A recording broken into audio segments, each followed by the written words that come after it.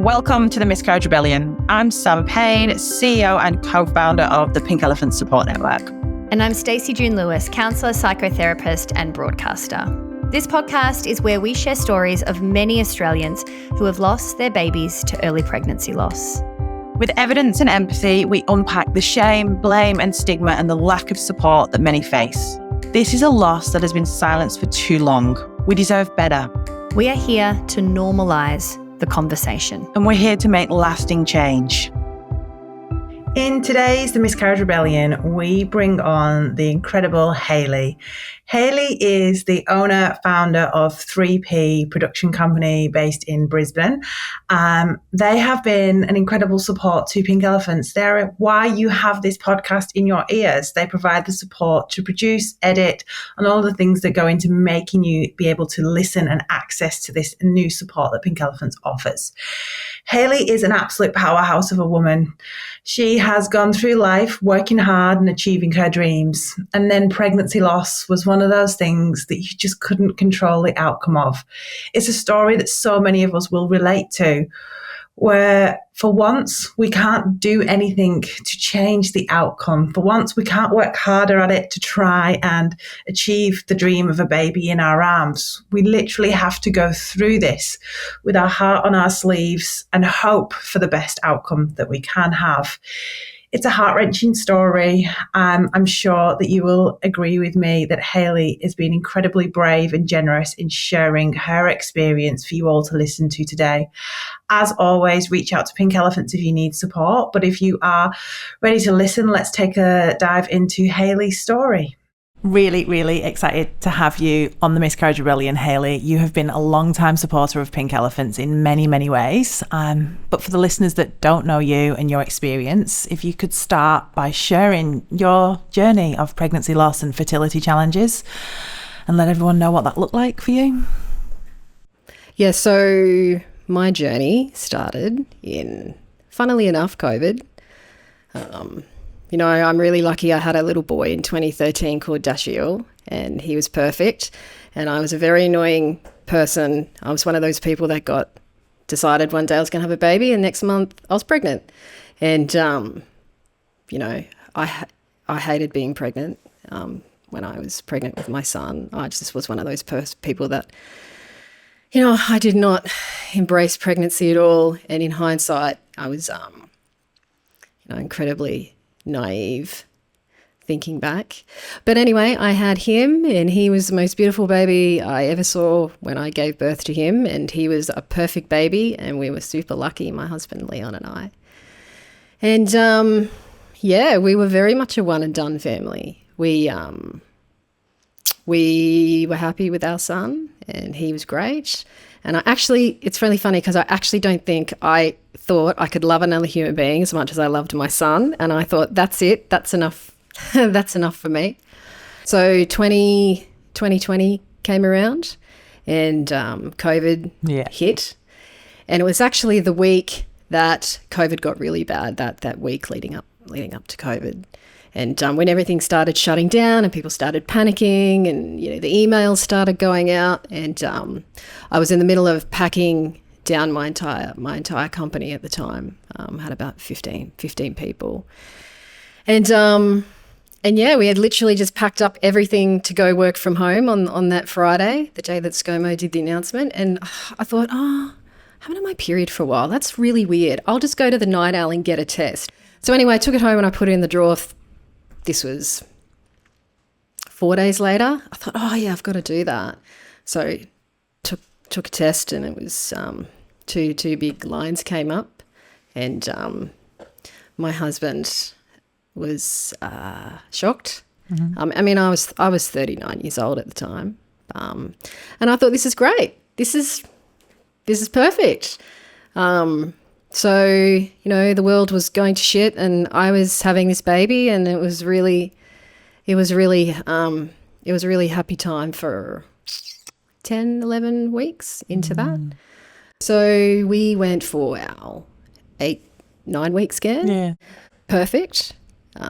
Went to see the doctor that delivered Dashiell, and sat in the room, and we were all joking and laughing, and we were making fun of Leon because his greatest fear is having a daughter. He thought he was going to have a girl. And perfect heartbeat, everything was good.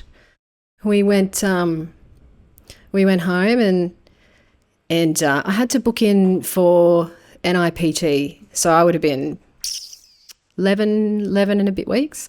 And I remember the doctor said to me when he gave me the form after my earlier scan, he said, I'm just going to come back and scan you before you go to your blood test, just in case. I would hate for you to waste your money on this $600 blood test. And I thought that was so weird. I was like, why would you say that? That's weird. What's going to happen? And I'll always remember that. And he was like, yeah. And he didn't really go into it. He didn't say anything about age or anything like that. He was just very much, look, just in case. And I thought, what's going to happen? And it was really funny because actually that's the first time that thought ever crossed my mind. And I remember I rang my mum and I told her what the doctor said. I said, Mum, do you think I've got anything to worry about? She went, no, of course you bloody don't. That's what my mum used to say. She goes, no one in our family has miscarriages, which is it's how my mother was, and she would make us feel better. But, in hindsight, I found out there's been lots of miscarriages in my family and people and stillbirth, and people just don't don't talk about it. Yeah, so we went back to the scan and we all rocked in there, and it was COVID, so we had to take my son. He was 6 at the time, because you couldn't get babysitters yet because everyone's in lockdown. He said, okay, get up on the table. I said, yeah. And yeah, he just, and I remember the last thing he said to my son, he goes, what do you think it is, Dash? Do you think it's a brother or a sister? Which one do you want? And Dash said, I want a sister, because he was obviously G'ing up his father. And yeah, he was scanning me, and he was a really beautiful, friendly doctor, and his face just completely just went really serious. And I was used to him joking around, and he said, it's not there anymore. And I said, what do you mean it's not there anymore? He said, the baby has no heartbeat. I'm so sorry.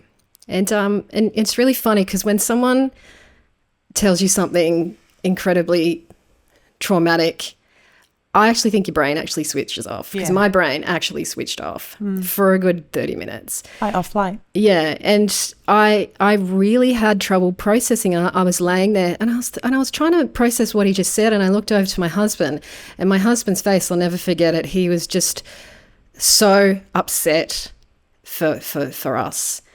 And I was thinking, what is wrong with you? Why are you upset? Like, my brain literally took... It was trying to catch up with what I'd just been told. And I just put my hand on my face and I just went, fuck.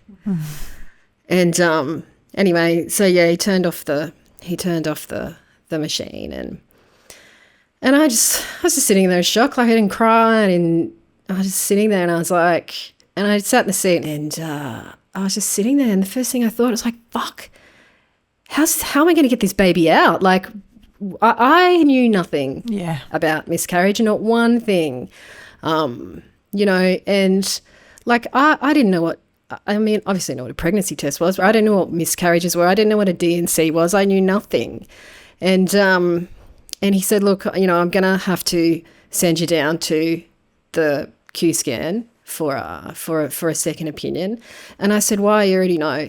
Well, why do you need that? He said, it's like a technicality. We've got to send you down there. So it's really weird. So, you go in there really happy. They tell you something horrendous.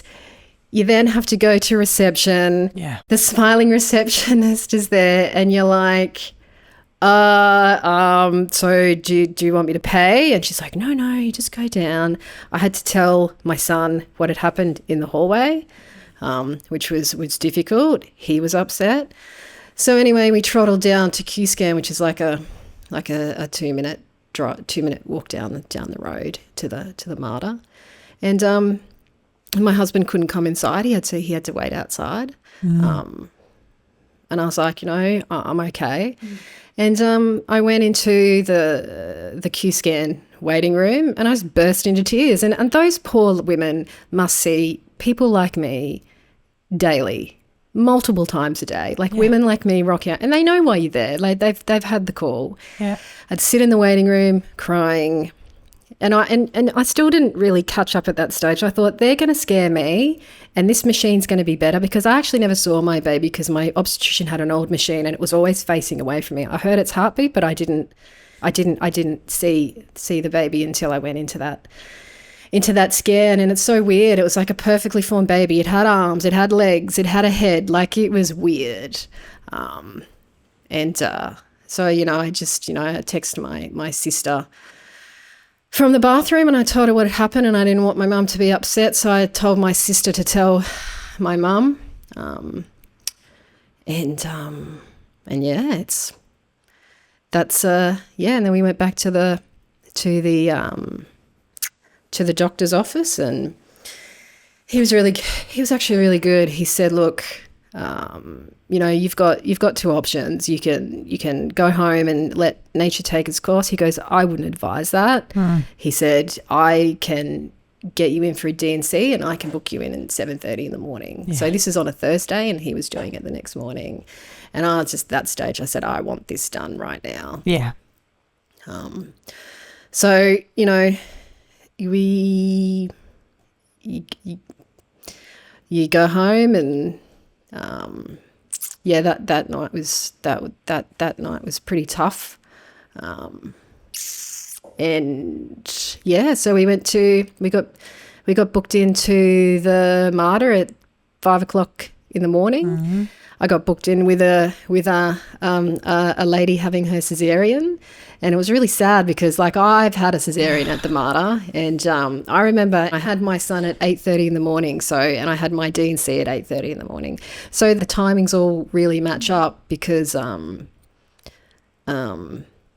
that was me when I was having my kid, rocking up to the Mater, excited with my husband, having a Caesar. It is traumatizing, you know. Yeah. They put you in the maternity ward. It's cruel. You go to the maternity ward. I remember they put us in a room that faced inwards, so you can have rooms that face outwards into the city, and you can have rooms that face inwards into the glass corridors. So they book you in like you're having a baby, and they don't really know what you're there for. I mean, they're just doing their job. So they'll come in and they'll go, here's your menu, and there's the television if you want to watch TV, and here's your pamphlets. And you're like, yeah, I'm actually here for a D&C. I'm actually not pregnant. I'm not having a baby. Like, it's kind of obvious. And yeah, we had to go there 2 hours early. So literally for 2 hours, my husband and I just watched women walk off to have their kids all day. You're in through the glass windows. Like, we literally sat and watch women, and including the woman I booked in, walk off to have the baby, because you actually walk down to the theatre when you're having a baby. But the mortifying thing is, when you have a D&C, they make you sit in a bed and they push you through the halls. And I remember I was so fucking mortified that I was laying in a bed being pushed through. It was almost like torture. Yeah. And I actually said to them, look, I don't want to get pushed in the bed. I want to walk. So yeah, that's and then basically you wake up from surgery and they set you home, and that's pretty much where I sat for 6 weeks by myself in my house. Because they never gave you a pointer for support. They never told you where you could go to access. No, not at all. You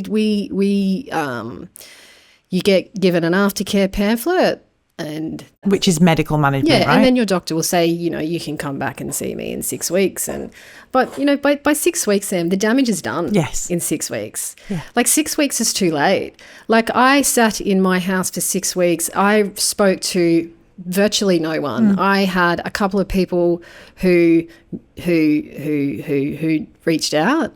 People didn't want to talk about it, and I can understand people don't want to upset you, but yeah, it was probably the worst 6 weeks of my life. Yeah. There's a very real grief to you. Yeah, and it's hard for my husband too, because he you know, he's a real practical fixer. He's an engineer, my husband, and he was like, well, what can I do for you? And there is nothing you can do. Like, it's very binary. You know, in fairness, a lot of people didn't even know I was pregnant. Mm-hmm. And then I was kind of sad that people didn't know I was pregnant, because then it was like, well, it didn't really exist, and it's just sort of, you just it disenfranchises it further, right? Yeah, and then you just get get on with it. But yeah, I think that and I'm, and I really got up into my head in those first 2 weeks. Like, you've got lots of things going on. You've got the hormone calm down, and, I went from being, almost 12 weeks pregnant to 0 weeks pregnant, less than 24 hours. Like, my body just would have been, what the fuck? Yeah. Just happened to me. Yeah. And then your brain's playing catch up, and you can't change any of it. Mm-hmm. And I'm very much an A-type personality, and if I want something, I usually get it, or I will find a way to make sure that I get it. Yeah. But, it's something like a miscarriage. It's like there is nothing you can do to change it or fix it.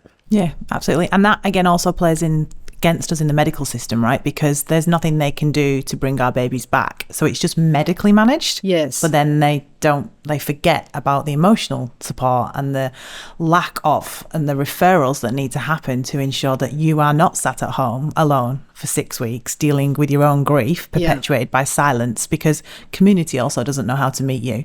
So people withdraw from you because they're scared of upsetting you, but actually then that silence becomes deafening and tells you that no one cares, and it just becomes this juxtaposition that plays out. Yeah, and I really I really twisted that. In those 6 weeks, I thought, no one cares, no one gives a fuck, no one's calling me, no one's speaking to me, they don't care. And it just went over and over and over in a loop. And we hear that so much. We know so many women that have that same loop going round and round and round again, and that's what the silence does. It's not your fault, it's what happens because we're isolated. Yeah, I mean, I didn't eat. I lost 10 kilos in 6 weeks. I couldn't go to sleep. I would, take sleeping tablets and blast my ears with white noise just to go to sleep at night. And this probably continued for a good 4 or 5 weeks. And then the next part of it kicked in. I was like, right, I'm having a baby. God help everyone. Get out of my way. I'm having a baby. And my poor husband was just like, okay, and he would say to me, don't worry, you're going to get your baby. You're going to get your baby. But it was, and it's funny enough, like I did get pregnant pretty quickly afterwards. I literally got pregnant the next cycle. Yeah. And I was like, perfect. Bump in the road. We're good. We're back on track again. And I remember my husband was like, you're only going to be like 10 weeks behind. You're good. And there, miscarried again. I remember I was on a massive shoot. I work in a production company. And started miscarrying in the middle of this friggin' shoot for a client. And I just thought, oh, God, this is just so frustrating. Yeah.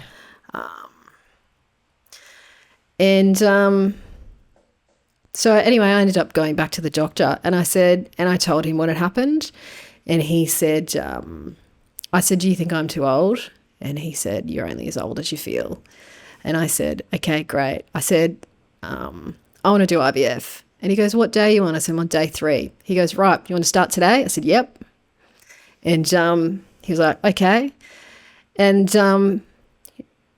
probably not the best way to go about it. But he literally wrote me up an IVF plan on the spot. He said, you're turning 40, you don't have time and to muck around. And he knew you as a person. And I was like, yep, I love that. And he knew I probably wasn't leaving without that anyway. Yeah. And he gave me the script. I went down to the chemist. I got those drugs. I went back. He jabbed me with the first one, and he said, here's your plan. I'll see you in a couple of days. And so I guess the point I'm trying to make is I went from baby loss, miscarriage, IVF cycle. Like, I literally did not give my brain a chance to stop and assess and go, okay, this is probably not the best approach. But anyway, that's first cycle, I thought, yep, this is cool, gonna have a baby IVF, piece of cake. They'll sort it out. There'll be eggs in there. I'll get a good one. Sent them off for testing. They're all shit. They all came back. None of them were viable. And that's like another loss, right? That was meltdown mode. Because that's when I thought, holy fuck, I might not get my second child. I don't know how I can process that, because that can't happen. But it might happen. So, round 2, same thing. They sent them off tests. I said, I'm putting one in, which is just wing it. And everyone's like, no, I don't know if that's a good idea. I said, yep, no. And we're talking back-to-back cycles. There's no month's break. I didn't have time. I was like, this is getting done. They put an embryo in. They sent the other one off for testing. It took.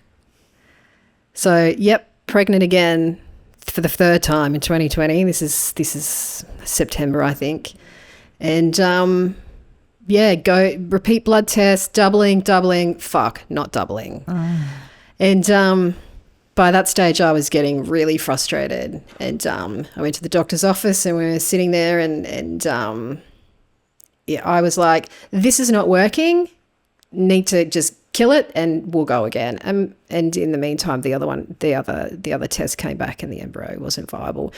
And that's the first time the doctor said, well, maybe you should try donor eggs. And I was like, yeah, great. We're doing donor eggs. Perfect.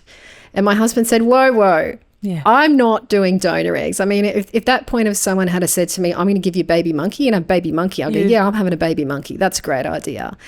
And my husband was like, everyone just stop. Can we just talk about the one you're pregnant with now that you are pregnant with? But my mind had already moved on. I was like, no, this is not working out. You've catastrophized already because you're so used to the worst happening that you just go there already and you go into that survival mode already of, well, what next then? Yeah, that's right. So anyway, he gave me the misoprostol in the room and I went home and took it. I took that tablet before I even hit the car. So and then it got to the point where I was like, this is not working. I need a new doctor. And as much as I love that doctor and he was such a beautiful man and he really tried for us, I was like, I'm not going to get here with you. So I ended up going to another lady who was completely different and she was very much into vitamins. She was into supplements. She was into just a whole heap of other stuff. You go to a doctor, they'll tell you something different. So anyway, she did round 3 and in December, I had a pickup in December and they almost didn't let me do it. Like they were like, if you don't get your period by the 1st of December, we're not doing you. And I was like, I'm going to get my period by the 1st of December. I reckon I got it. They said 12 o'clock cutoff. 11:30. I said, yep, it's here. Let's do it. So I literally just snuck in. And then they took me for a blood test. They're like, oh, your levels are high. I'm like, I'm not going to Christmas period. You are doing this pickup. And it's really lucky because that's the pickup that I had my one normal embryo out of 38.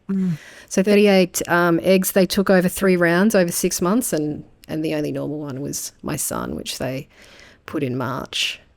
So, I mean, it was bloody hard. Like, and I'm doing all of this while I'm trying to run a company, trying to be a mother to my 6-year-old. Seasons are like, it's a funny thing because, seasons, I'm a very, I take a lot of stock in spirits and seasons and all that kind of stuff. And, so I love spring because I had my children in spring. Yeah. And my children are born a month apart. And, I ended up having Pax pretty much on the same due date as my first loss. It kicked all it off, like literally to the week. So, it was kind of like sliding doors. I had this horrific year in 2020. And then in 2021, I had this beautiful baby. But then it's still the whole process of having my son and actually hitting all the same milestones as I've been through. Like that was also a lot to unpack. Yeah. And it's also what I hear from your story is you've literally gone back to back to back to back to back. You've just gone massively with the forward of I'm going to make this happen. I'm going to have a baby. And you said it yourself earlier, is that lack of stopping and acknowledging what was happening to you in that moment and taking the space. And I think there's 2 things in that. I think there's that desire to have a baby that overcomes everything else and takes over your life in so many ways. And then I also think it's the way that because society doesn't validate early pregnancy loss in the same way as say a later term loss, and you're not given any advice really about trying to conceive again and what you should do for your emotional or mental health in that gap in between, that we just move on. We just keep going because we have this perception that having a baby in our arms will fix everything in a way. People don't talk about it, but it's happening behind closed doors, hidden behind smiling faces. there are so many people suffering in silence right now, unable to access the support that they need and deserve, simply because they don't even know that there is support available. The Pink Elephants community is made up of people from all over Australia. Some come from the big smoke, others from the bush. Some of us have heaps of friends and family around, others have none. Some have lost babies at 5 weeks. Some had ectopic pregnancies. Some had multiple ultrasounds. Others only ever saw the 2 red lines on a positive pregnancy test. But we all have something in common. We have all lost a baby. We are all bereaved parents. There are estimated to be over 100,000 of us across Australia every single year. Please help us connect with these people to give them the support that they deserve. No one should have to lose a baby and be left on their own to navigate their grief. Help Pink Elephants support more bereaved parents. Visit pinkelephants.org.au. I think I want to also talk and unpack a little bit about, what was that experience of that pregnancy after loss with Pax like for you? Once you'd got past those first 12 weeks, what did that carry on? Did the anxiety go all the way through? How was that? Yeah, no, it was really hard because I think, I literally traumatized myself in 2020. My mental health, Sam, got that bad that, and this is really hard for my husband to listen to. I drive across a bridge every morning on my way to work, and, one morning, after that third thing, there was a massive fucking truck coming this way. I thought I could just drive straight into that truck and no one would give a shit. Yeah. That's how bad it got. And that actually frightened myself. Yeah. I honestly frightened myself. I remember it was like yesterday. And then from then on in, I took the tunnel because I did not trust myself driving across that bridge because I literally freaked myself out that much. Anyway, I went to work and held a meeting. Pretended. So it's, by the time you do get pregnant with your baby, you are so fucked up. Yes. That it's everything is just times 10. Yeah. So, even, taking pregnancy tests, you take 50 of them. You're sitting there. You're going, oh my God, yesterday was dark and today's light. Like those fucking tests. Like seriously, they are literally like trauma sticks. They are. We shouldn't have to pay for them. They should be given to us for free. No, they should. They should be subsidised.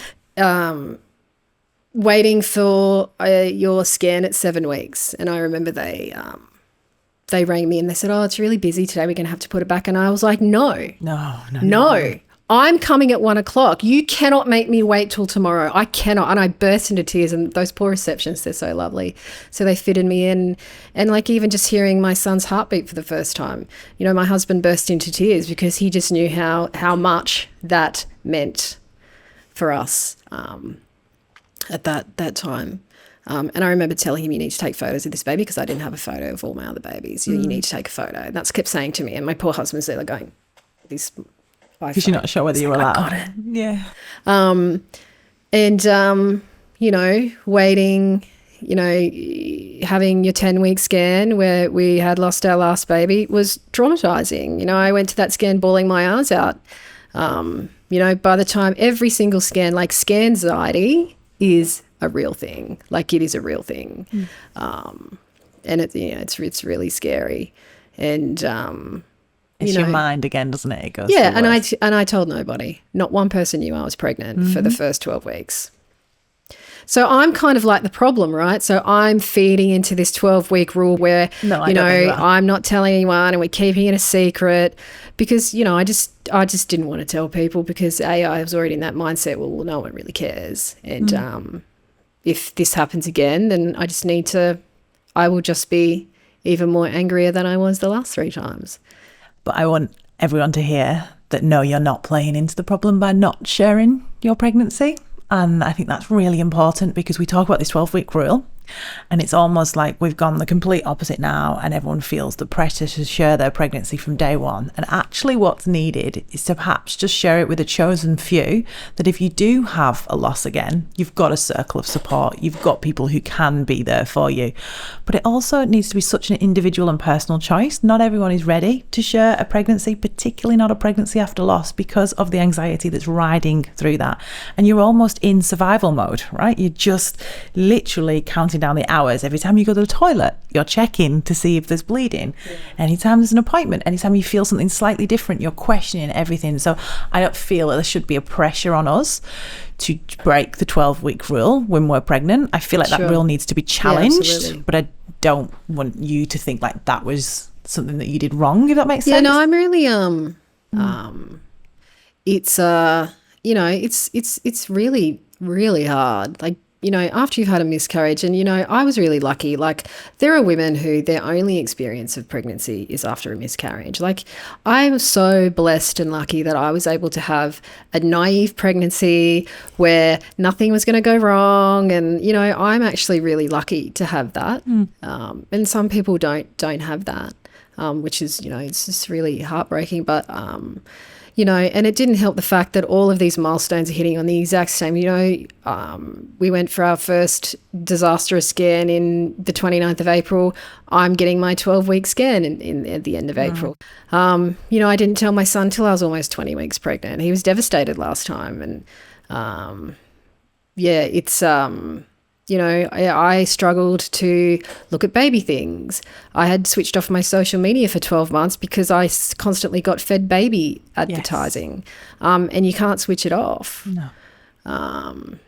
You know, I had stopped talking to all of my friends. So even when I got pregnant, like, who was I going to tell? Nobody. Yeah, because you've withdrawn. Because I was just so horrible and mean to everybody. And that's, you know, that's probably my biggest regret, because, yeah, I have lost a lot of friends over this. Like, and so what I'm trying to say is, like, this shit impacts every single, it is literally like a bomb goes off in your life and it just splatters on everything and it affects everything. And it's not just about not having a baby at the end. Yeah. It's about, you know, your relationships with people. It's your relationships with your family. It's your relationships with your partner. It's, you know, how, you know, it affects your friendships with people. And, it's massive. Yeah. And it's not just about not having a baby. Like, people need to stop minimizing it. Go, well, you just had a baby, she'll have another one. Yeah. So it's, you know, I didn't buy a cot until I was 30 weeks pregnant. So, and in hindsight, like, now I feel like I've been robbed of that experience with my son, because now I wish I could take it back now that, you know, it did work out for me. But, you know, I did not believe I was having a baby even till the minute they took that baby out. Yeah. And I still have a video of my birth and just the terror of asking that woman, is my baby going to be okay? And she actually said to me, yeah, he's already crying. And I just burst into tears. And my husband burst into tears because he was the same. Like, he's traumatized as well. Yeah. And I want to talk about the partner thing, but I also want to then highlight that part, what you just said, because people also have this false narrative that once you get past that magical 12-week mark, that then you can believe in the baby and then you can have a normal pregnancy. And what we actually see is the complete opposite of that this anxiety carries with us, not just through till the baby's in your arms, it can actually impact us when we've got the baby in our arms as well. Yeah. So I think that's really important to highlight. It's crippling anxiety too. Like, and I used to poke Pax every day. I had a ritual. Every morning I would wake up and I'd poke that baby, and I would not stop poking it until it moved. That would be the most poked baby in Australia. Yeah. And I remember one, I think I was like 30 something weeks pregnant, and I poked him one morning and he didn't move. And I thought, oh my God. And I poked him and I rolled over and he did not move. And I got out of bed and I went downstairs and I thought, how the fuck am I going to tell my husband that this baby is dead? So I got the juice, and that kid did not move for an hour, and I literally lost my shit. So it's it's like, and that kind of stuff is it's not seen by anyone else, right? No, 6 o'clock in the morning sitting there by myself. I thought, I can't wake my husband up and tell him this. So it's and again, it's just stuff that you deal with by yourself. because otherwise people think you're crazy. And people naturally want you to be happy. Yeah. And they're just like, and I knew when I told people after my 20-week scan that I was pregnant, they were like, oh, thank God. Oh my God, she's going to have a baby. Everything's all good. That's just what people's natural reaction is, right? That's just what they. And they kind of meet your pregnancy. I don't know if it's the same for you, but it was for me. I found it really hard when people met me with so much joy about a baby that I couldn't believe in yet. So they were so excited and like, oh, girl, boy, and names and la la la la. And I was just like, go away. Just go away. Get away from me. I can't even go there. And I remember just feeling like the moodiest, most horriblest person in the world because I just did not want to take any of that joy on, because for me, taking the joy on was then risking the thing that your heart is, whether you like it or not, is so already attached to. And I don't think people see that either. Yeah. It's really hard. I'm a pretty like resilient person. I work in a business where I can absorb copious amounts of pressure, but that experience that I had in 2020 leading into 2021, like it was a bomb. And I also think it's the experiences that I had and the lack of support that I got directly after my miscarriage really was the what do you call it? The foundation of all the other bullshit that piled up on top of it. And I can't help but think if I'd have known where to get that support, if someone had given me that support at the start, maybe all of the other shit wouldn't have got to the point of where it got. Compound trauma, right? As well. Yeah, sometimes I look back and I think, I can't believe that's my life. And I still can't believe that's my life. It's definitely not somewhere that I ever thought I would particularly be. Yeah. I never thought that would happen to me. It had not happened to anyone that I know of that shared that experience with me. And I think, the one thing that I get, I don't know if joy is the right word, but, I just got to the stage where I was like, fuck it, I'm going to talk about this. And if it makes people feel uncomfortable, then they can feel uncomfortable.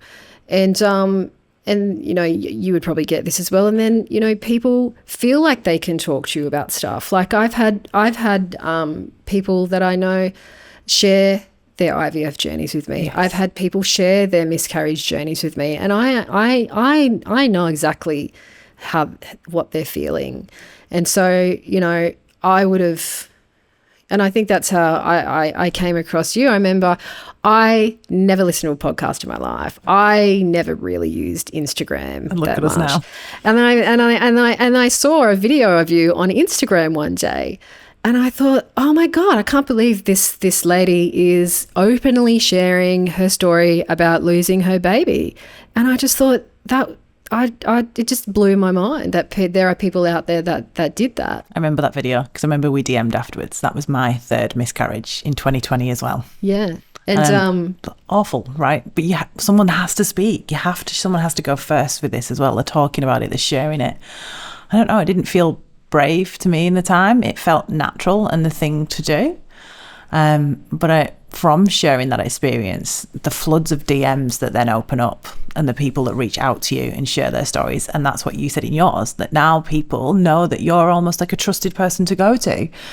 And I guess what's the next step on from that? How do we move it so it's not just put on the onus of those of us with lived experience to support those who are going through this? How do we normalize this conversation so that everyone knows how to support someone through loss? Because if it's 1 in 4 pregnancies or an estimated 100 to 150,000, we don't know the number again because we don't have the data, but babies lost every year to miscarriage, then everyone should know how to provide support, validation, empathy and connection for those that go through this. So how do we move to there from just those with lived experience helping each other? So if you look back at your experiences, what was that one thing that if was different would have made a huge difference to you? What would you change within the system now so that no one goes through it in the same way that you went through it? I think definitely the one thing I would change is I would like to see women, when they experience a miscarriage, get access to support as soon as possible. I think that's the one lesson in my fabulous experience that I had with baby loss, because the sooner that you can get to women, even just tell them about hotlines and